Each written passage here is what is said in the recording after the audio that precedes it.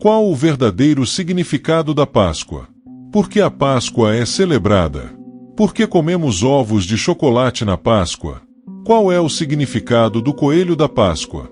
Será que ele tem algum significado além de ser fofinho? Por que a Páscoa não tem uma data fixa? Qual é a diferença entre a Páscoa católica e a Páscoa protestante? Como os judeus comemoram a Páscoa hoje em dia? E qual é o verdadeiro significado dessa data tão importante para os cristãos? Se você também tem essas e outras dúvidas sobre a Páscoa, fique comigo neste vídeo, porque hoje vamos desvendar todas essas curiosidades e muito mais. Ao final, você vai entender não só o verdadeiro significado desta celebração, mas também como surgiu essa tradição tão cheia de simbolismos e histórias, que tornam a Páscoa uma celebração única. Então, não saia daí. Já deixa seu like e venha descobrir tudo o que você sempre quis saber sobre a Páscoa e se surpreenda com as respostas dessas perguntas. Vamos lá! O que é a Páscoa? Quando você ouve a palavra Páscoa, o que vem à cabeça? Chocolate, coelhinhos fofos, ovos coloridos e aquele almoço caprichado em família. Acertei? Tudo isso é legal, claro. Quem não gosta de um chocolatinho, né? Mas será que é só isso mesmo? Vamos além da embalagem e mergulhar no que realmente está por trás dessa data tão especial. A Páscoa tem um significado muito mais profundo e bonito do que a gente costuma lembrar no corre-corre da vida. No fundo, ela fala sobre renascimento, esperança e recomeços. É como se fosse um lembrete da vida dizendo: ei, mesmo depois dos momentos difíceis, sempre dá para recomeçar com o coração renovado. Então, qual o verdadeiro significado da Páscoa bíblica?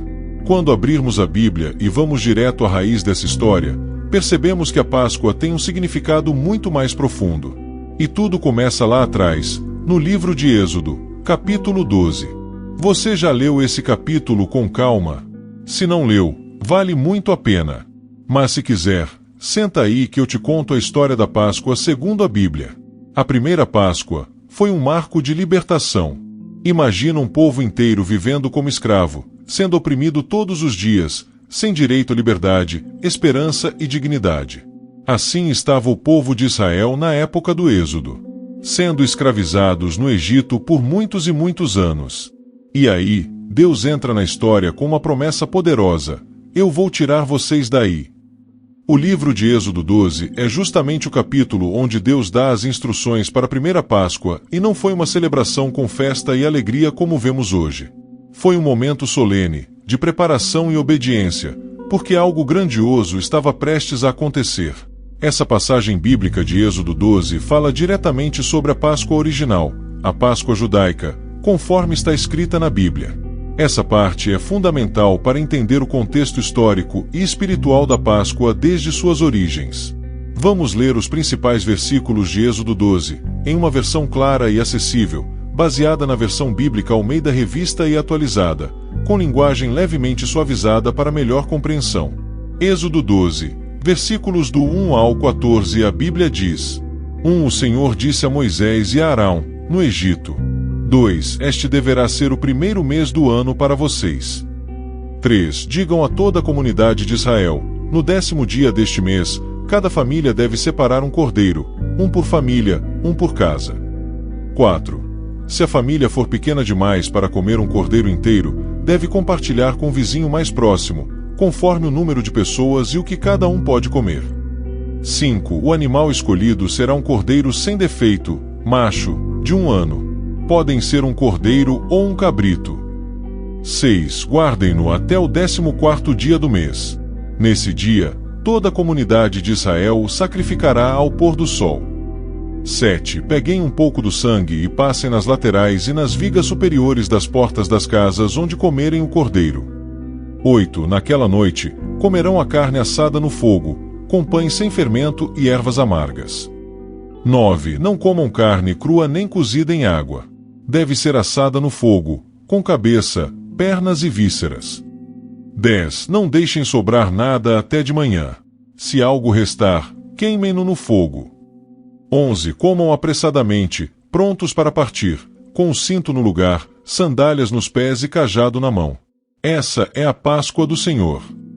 12. Naquela noite, passarei pelo Egito e matarei todos os primogênitos, tanto dos homens quanto dos animais, e executarei juízo contra todos os deuses do Egito. Eu sou o Senhor. 13. O sangue nas casas será um sinal. Quando eu vir o sangue, passarei por cima, e a praga destruidora não os atingirá. 14. Esse dia será um memorial para vocês. Celebrem-no como uma festa ao Senhor. Será uma ordenança perpétua, geração após geração. No versículo 3 diz: cada família deve escolher um cordeiro. Foi assim que começou. Deus orientou que cada casa deveria separar um cordeiro sem defeito, sacrificar esse animal e passar o sangue dele nos batentes das portas. Pode parecer estranho, né? Mas aquilo era um sinal, um símbolo de proteção. Naquela noite, Deus enviaria a última praga ao Egito, a morte dos primogênitos. Mas, nas casas marcadas com o sangue do cordeiro, o destruidor passaria por cima. Ou seja, pouparia aquelas famílias. E essa foi a primeira Páscoa, instituída por Deus, como símbolo de libertação. O nome Páscoa vem exatamente desse momento, passar por cima ou passar adiante. No hebraico, Pesach, indicando que o anjo da morte passou pelas casas dos israelitas sem tocar nelas, por causa do sangue do cordeiro marcado nas portas. Esse evento foi tão marcante que se tornou um símbolo de libertação, proteção e renovação, que mais tarde seria profundamente ressignificado no cristianismo com a ressurreição de Jesus, o Cordeiro Perfeito.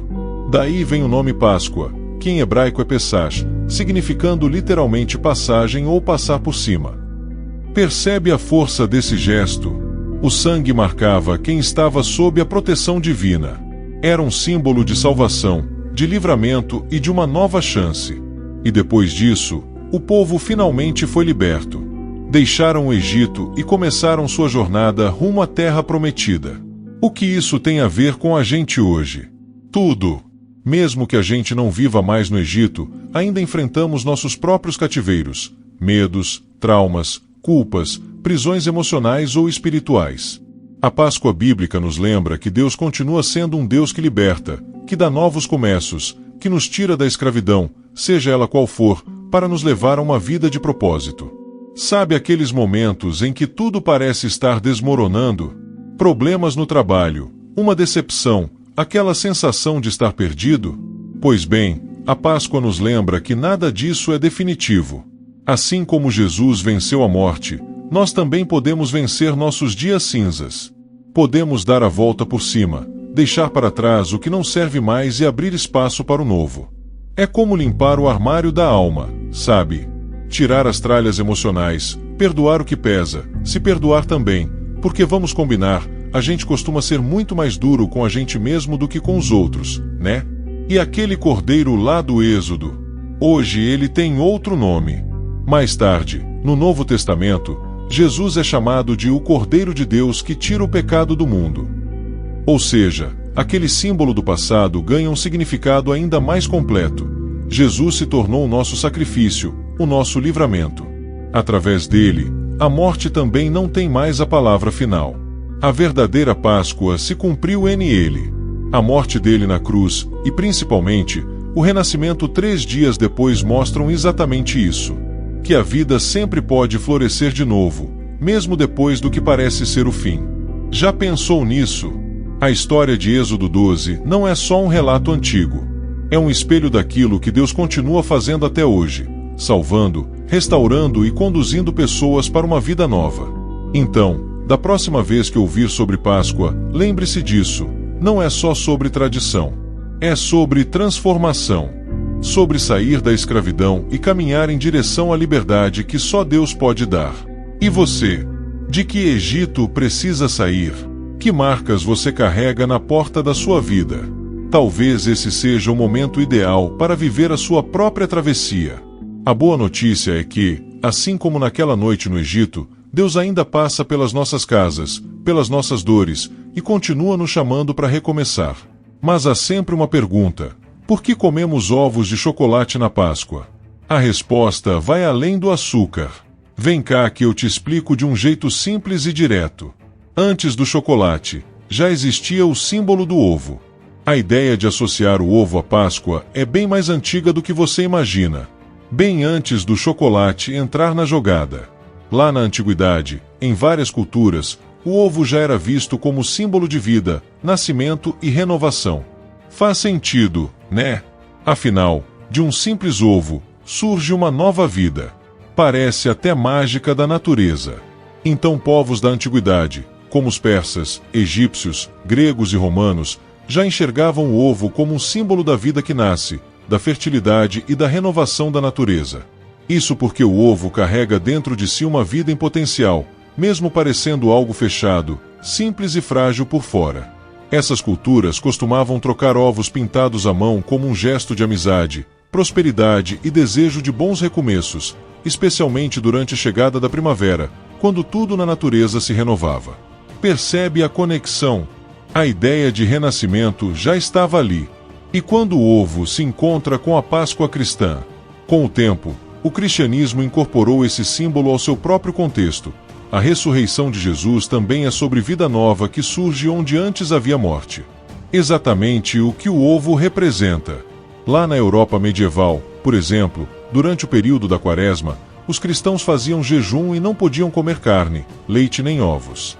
Só que as galinhas não paravam de botar, né? Resultado: os ovos eram cozidos e guardados até o fim da Quaresma. No domingo de Páscoa, eram consumidos como parte da celebração.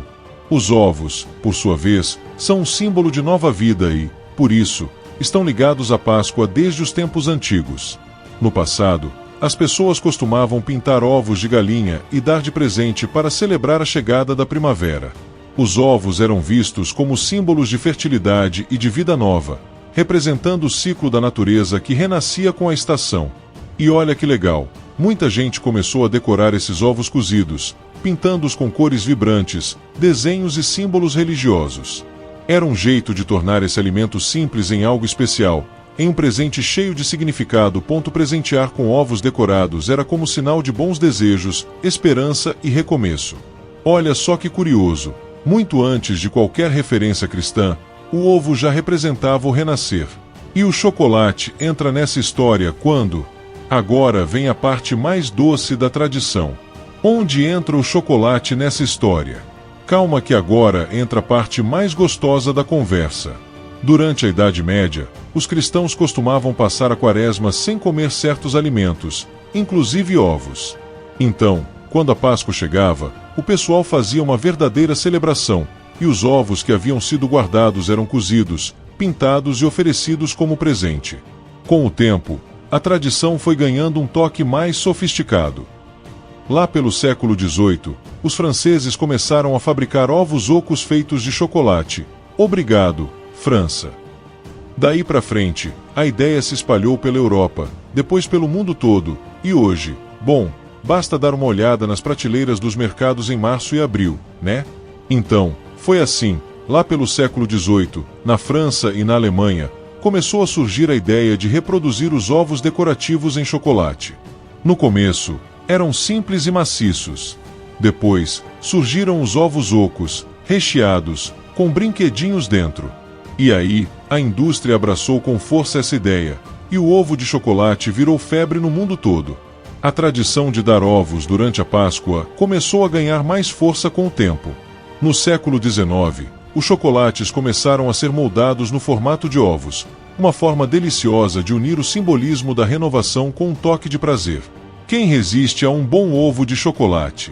Hoje, os ovos de chocolate são um dos maiores símbolos desta época festiva, tornando a Páscoa um evento não só de reflexão e renovação, mas também de diversão e alegria, especialmente para as crianças. Hoje, é praticamente impossível pensar na Páscoa sem lembrar deles. E tudo bem.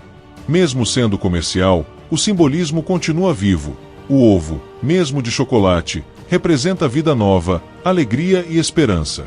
Ou seja, o ovo de Páscoa não é só uma sobremesa. É um lembrete simbólico de que a vida pode sempre recomeçar. Pode parecer só um doce, mas ele carrega uma história cheia de significados profundos. A casca representa o túmulo fechado e o ato de quebrar o ovo lembra a vida que rompeu a morte, o Cristo que saiu do sepulcro, a esperança que se renova. Quer uma dica legal? Da próxima vez que der um ovo de Páscoa para alguém, aproveita para dizer: tá aqui um símbolo da vida que recomeça, e que seja doce esse novo tempo para você. Muito mais bonito, né? Então, a próxima vez que você se deparar com um coelho de chocolate ou com alguém te dando ovos nesta época, já sabe o que está por trás dessa tradição, não é? Mais do que doces e brincadeiras, essa é uma festa que traz à tona a ideia de renovação, de recomeço e, claro, de celebrar a vida, que sempre encontra uma maneira de se renovar, assim como a primavera que vem depois do inverno. E o que isso tem a ver com a Páscoa? Tudo! A Páscoa, como a gente já conversou antes, tem tudo a ver com recomeço, ressurreição e nova vida. Então o ovo acabou entrando como um símbolo bem apropriado para essa celebração. No cristianismo, ele passou a representar a vida nova que veio com a ressurreição de Jesus. Ou seja, o túmulo vazio virou sinal de vitória, e o ovo se tornou um jeito visual e simbólico de lembrar disso. E o coelhinho, onde entra nisso tudo? Ah, ele veio de carona nessa história. O coelho, assim como o ovo, é outro símbolo antigo de fertilidade e vida nova. Afinal, vamos combinar, o coelho se reproduz bem rápido. Em alguns países europeus, havia a lenda de que o coelhinho trazia ovos na primavera como sinal de boas novas. A relação do coelho com a Páscoa vem de tradições antigas, que não têm muito a ver com a religião cristã, mas com símbolos de fertilidade e renovação. O coelho, como todos sabem, é um animal muito prolífico, ou seja, ele se reproduz em grande quantidade. E na antiguidade, esse poder de reprodução era associado ao ciclo da vida, à primavera e ao renascimento. Na Europa, por exemplo, o coelho passou a ser um símbolo de renovação, e com o tempo, essa figura foi incorporada às celebrações da Páscoa. A história se espalhou principalmente em culturas germânicas e celtas, que tinham o coelho como símbolo da primavera. E, para esses povos, a primavera é um período de renovação, em que a vida floresce novamente após o inverno. Imagine, é como aquele momento em que a natureza, que ficou adormecida durante o frio, acorda cheia de cores e vida. Nada mais natural, então, associar o coelho a esse renascimento. A galera foi juntando tudo e, pronto, nasceu o combo: coelho mais ovo mais chocolate, igual Páscoa moderna. Mas no fim das contas, a Páscoa é só sobre chocolate? Nem de longe. Claro que todo mundo ama o sabor, os brindes escondidos dentro dos ovos, a alegria das crianças.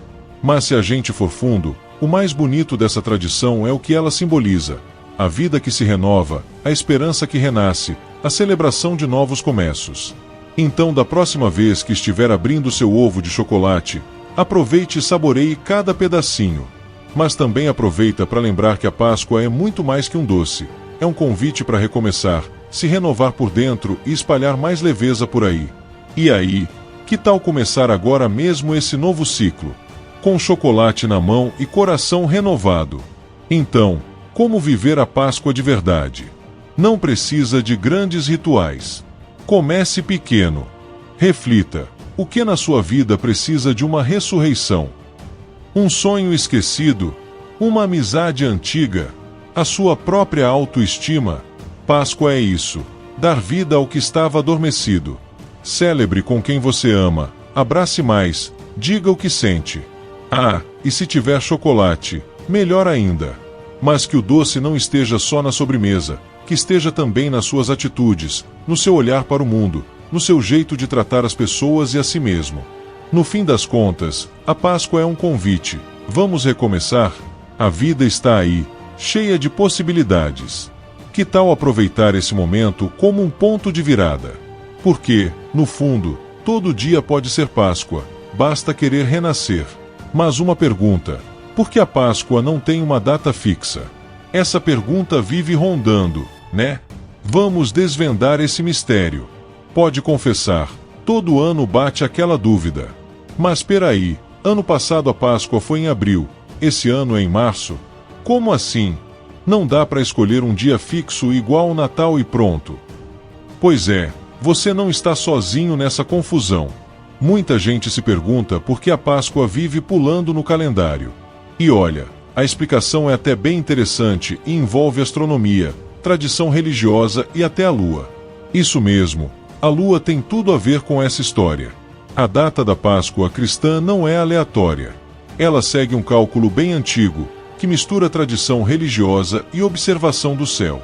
Basicamente, a Páscoa é celebrada no primeiro domingo depois da primeira lua cheia, que ocorre após o equinócio de outono no hemisfério sul ou primavera, no hemisfério norte, que costuma acontecer por volta de 20 ou 21 de março. Traduzindo, depois que rola a primeira lua cheia após essa data, espera-se o próximo domingo. Pronto, aí está a Páscoa daquele ano. Quer um exemplo prático? Se a lua cheia cai no dia 25 de março, e esse dia for uma terça-feira, a Páscoa será no domingo seguinte, tipo dia 30. Mas se a lua cheia for logo no comecinho de abril, a Páscoa vai cair lá pro meio do mês. Mas por que esse cálculo todo, afinal? Tudo isso tem raízes na Páscoa judaica, que segue o calendário lunar. Lembra que falamos lá atrás sobre Êxodo 12 e a libertação do povo hebreu? Pois bem, essa celebração acontece exatamente na primeira lua cheia da primavera judaica. Quando os cristãos passaram a celebrar a ressurreição de Jesus, mantiveram essa conexão com o tempo da Páscoa judaica, já que, segundo os evangelhos, foi nesse período que aconteceu a crucificação e ressurreição. Ou seja, a data da Páscoa cristã não foi jogada ao acaso. Ela tem uma ligação direta com o contexto histórico e religioso da época em que tudo aconteceu. E por que não fixaram logo um dia e pronto? Tipo Páscoa todo dia 10 de abril. Boa pergunta. Isso já foi até discutido ao longo da história, sabia? Mas a tradição milenar prevaleceu. E talvez até faça sentido. A Páscoa, afinal, carrega esse simbolismo de ciclo, renovação, tempo certo das coisas. Então, que mal tem se ela também nos lembra que a vida não segue uma linha reta, mas sim um ritmo natural? Além disso, a variação da data também define o calendário litúrgico cristão. É a partir da Páscoa que se contam os dias da Quaresma, do Carnaval, do Pentecostes, enfim, tudo gira em torno dela. Resumindo bem, a Páscoa segue o calendário lunar, não o solar. Ela sempre cai no primeiro domingo após a primeira lua cheia, depois do equinócio de março. Por isso, pode variar entre 22 de março e 25 de abril. E essa tradição vem lá de trás, ligada à Páscoa judaica e ao contexto da ressurreição de Jesus. Curioso, né? Um doce com sabor de astronomia, história e fé. Então, da próxima vez que alguém perguntar por que esse ano a Páscoa veio mais cedo, você já sabe dar a explicação com estilo. E ainda pode soltar um culpa da lua, minha gente. Fica até divertido. E vamos combinar. A data pode até mudar, mas o sentido da Páscoa continua firme. Renascer, recomeçar e celebrar a vida que se renova, sempre, independente do calendário. Qual é a diferença entre a Páscoa católica e a Páscoa protestante? Tem diferença mesmo? E qual é o verdadeiro significado dessa data tão importante para os cristãos? Você já deve ter se perguntado em algum momento: mas católicos e protestantes não comemoram a mesma Páscoa? Então por que às vezes parece que é diferente? Pois é, essa dúvida é mais comum do que parece e é totalmente válida. Então vamos por partes, como quem bate um papo tranquilo numa roda de amigos, sem complicar demais. Sim, católicos e protestantes celebram a mesma Páscoa, mas com algumas diferenças no jeito de viver esse momento. No essencial, ambos comemoram o mesmo acontecimento central, a ressurreição de Jesus Cristo. Esse é o coração da fé cristã. Afinal, tudo mudou a partir daquele domingo em que o túmulo ficou vazio. Foi ali que a morte perdeu sua força, que a esperança se acendeu e que a promessa de vida eterna se cumpriu. Mas então onde estão as diferenças? Boa pergunta. Elas estão mais no estilo da celebração do que no conteúdo da fé. A diferença mesmo está mais no jeito de celebrar, e não no que se acredita. Vamos lá. No catolicismo, a Páscoa está dentro de um ciclo litúrgico bem estruturado. Tem a Quaresma, que são 40 dias de preparação, com tempo de jejum, penitência e preparação espiritual. Depois vem a Semana Santa, cheia de símbolos, rituais e momentos marcantes. Domingo de Ramos, a última ceia na quinta-feira, a crucificação na sexta-feira santa, sábado santo e, claro, o domingo de Páscoa, dia da ressurreição. É comum ver encenações da Paixão de Cristo, procissões, vigílias e muitos rituais simbólicos que ajudam a refletir sobre o sofrimento, a morte e a vitória de Jesus. Já nas igrejas protestantes ou evangélicas, a preparação espiritual também acontece, mas de um jeito mais direto, mais focado na mensagem da cruz e da ressurreição, no poder da vida nova em Cristo e na mensagem de salvação pela graça. Nem todos seguem um calendário litúrgico como no catolicismo. O culto de Páscoa costuma ser mais alegre, cheio de louvores, reflexões, mensagens sobre vida nova e salvação. No fundo, sabe o que isso mostra?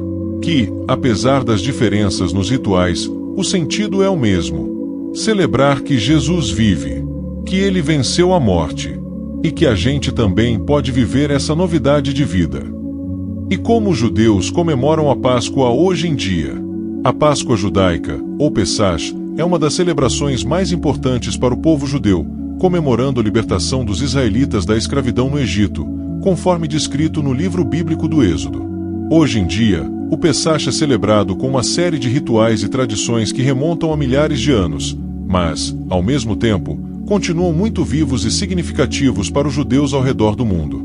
Um dos principais momentos dessa celebração é o Seder, um jantar ritual que acontece na primeira noite e, em alguns lugares, também na segunda de Pessach.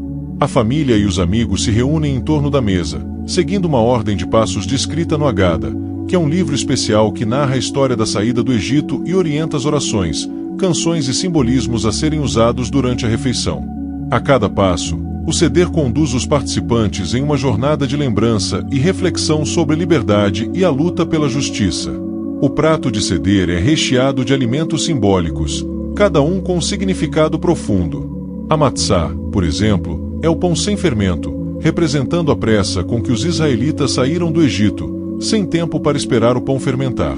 O maror, geralmente raiz forte, simboliza as amarguras da escravidão no Egito, enquanto carpas, um vegetal geralmente mergulhado em água salgada, faz referência às lágrimas derramadas durante o período de cativeiro. O charosé, uma mistura de maçã, nozes, vinho e canela, simboliza a argamassa usada pelos israelitas nas construções durante a escravidão. E, claro, o zerroa, o osso de cordeiro, remete ao sacrifício do cordeiro pascal, que foi feito quando os israelitas estavam prestes a deixar o Egito. O Seder não é apenas uma refeição, mas uma experiência de ensino e aprendizado. Ao longo do jantar, são feitas perguntas, como a famosa "Por que esta noite é diferente de todas as outras noites?", que convida os mais jovens a se envolverem ativamente na história e a refletirem sobre o significado da liberdade. O Agada é lido com muito cuidado, pois é o guia que transmite a história e os valores que os judeus querem passar para as próximas gerações. Isso torna o Pessach não apenas um momento de celebração, mas também de educação e preservação cultural.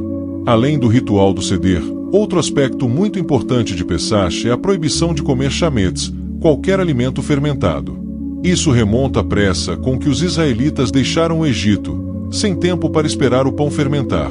Durante os dias de Pessach, os judeus consomem exclusivamente matzá e tomam cuidado para não ingerir nenhum alimento que contenha fermento. Para muitos, isso significa limpar a casa cuidadosamente antes do feriado, a fim de se livrar de qualquer vestígio de chametz. Alguns optam por comprar produtos especiais de Pessach, que são preparados sem fermento, para garantir que a tradição seja cumprida corretamente. Pessach também é um momento de reflexão. Além de celebrar a saída do Egito, a festa é uma oportunidade para pensar sobre o significado da liberdade, da justiça e da luta contra a opressão. Para muitos judeus, é uma época para recordar os tempos de sofrimento e lembrar que a liberdade nunca deve ser dada como certa, sendo um valor que deve ser constantemente defendido. Em um mundo onde há ainda tantos povos e grupos oprimidos, o Pessach se torna um momento para renovar o compromisso com a liberdade e a justiça social. Ao longo de Pessach, a união familiar e comunitária é outro ponto central. O feriado é uma ocasião em que as famílias se reúnem, muitas vezes viajando de diferentes partes para estarem juntas, e muitos judeus também convidam amigos e até desconhecidos para se juntar ao Seder, criando uma sensação de acolhimento e solidariedade. O feriado reforça o senso de comunidade, e muitas famílias aproveitam para renovar seus laços com a tradição, com a fé e com seus entes queridos. Por fim, o Pessach não é apenas um evento religioso, mas também uma celebração de identidade e memória. Com o passar dos dias, muitas famílias se dedicam a ensinar aos mais jovens a importância dessa data, buscando preservar a história de seus antepassados e, ao mesmo tempo, refletir sobre os desafios atuais. Ao final de Pessach, muitos judeus realizam uma última refeição conhecida como a Tere, que simboliza a conclusão do período de purificação e renovação. Em resumo, o Pessach de hoje continua sendo uma celebração profunda e cheia de significados. Mais do que lembrar a saída dos israelitas do Egito, é uma oportunidade de reforçar valores como liberdade, solidariedade e justiça, que são fundamentais para a identidade judaica e para a construção de um mundo mais justo e humano. E para os cristãos, qual é o verdadeiro significado da Páscoa? A resposta é simples e profunda ao mesmo tempo. A Páscoa é o maior símbolo da esperança cristã. É a certeza de que a morte não tem a última palavra, de que o amor venceu tudo e que a vida pode sempre recomeçar, mesmo depois dos nossos momentos mais sombrios. Assim como o cordeiro no Egito foi sacrificado para salvar o povo de Israel, Jesus foi sacrificado para nos salvar do pecado e da morte. Ele é o nosso cordeiro pascal, o sacrifício perfeito e sem defeito que nos liberta da escravidão do pecado e nos dá uma nova vida. Deus disse a Moisés que a Páscoa marcaria o início de um novo calendário para Israel. Era o começo de uma nova era, uma nova vida de liberdade. Da mesma forma, quando aceitamos Jesus como nosso Salvador, começamos uma nova vida. A Bíblia diz em 2 Coríntios capítulo 5, versículo 17, se alguém está em Cristo, nova criatura é. As coisas velhas já passaram, eis que tudo se fez novo. A Páscoa, portanto, é um símbolo de recomeço, de libertação e de transformação. É a celebração de que fomos resgatados das trevas e trazidos para a luz de Cristo. Hoje, muitos celebram a Páscoa com ovos e chocolates, mas a verdadeira celebração deve ser feita com gratidão e reverência pelo sacrifício de Jesus. Participar da Santa Ceia, por exemplo, é uma forma de lembrar o que ele fez por nós.